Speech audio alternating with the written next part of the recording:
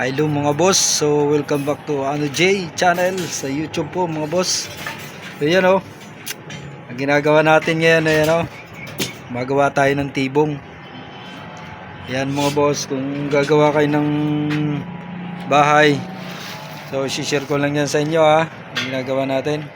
Ayan o, mataas yung tibong natin mga boss. May sukat na 250 yung tibong, galing sa biga. Yan o, stepiller beam natin kasi naka-purpose siya mga boss, misanin, purpose siya sa misanin. Pag may misanin yung bahay mo, maluwag-luwag ka ng konti dun sa baba.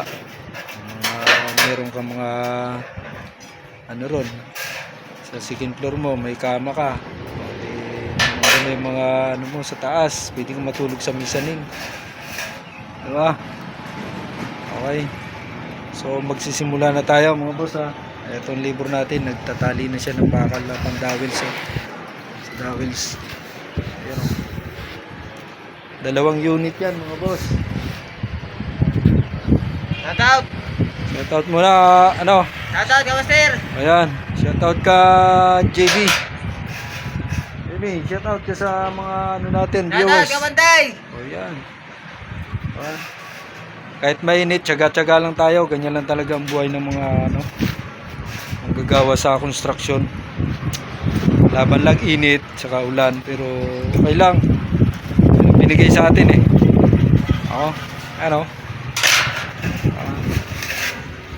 Pagka nagpapahid na tayo, bibidyo ulit tayo. Pahid, bubong, tiles. Sana tayo makakuha para tuloy-tuloy yung video natin.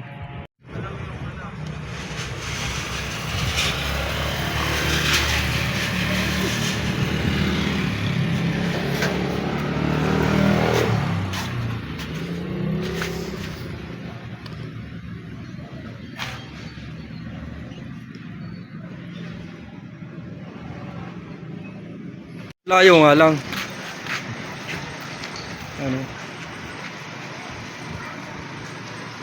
Wow! Galing mo. Ayos ba? Grabe, no? Malapit na mabubungan yan, boss.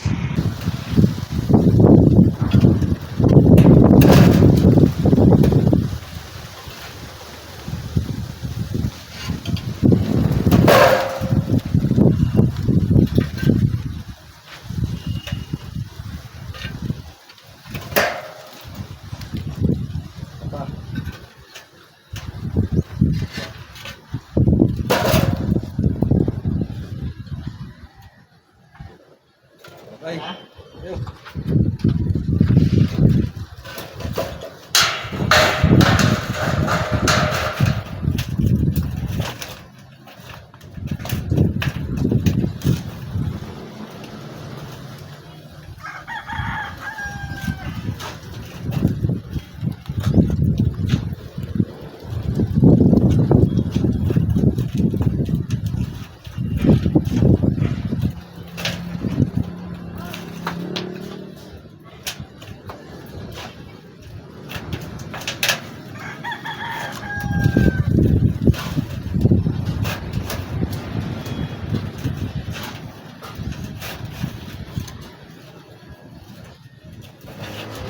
sana.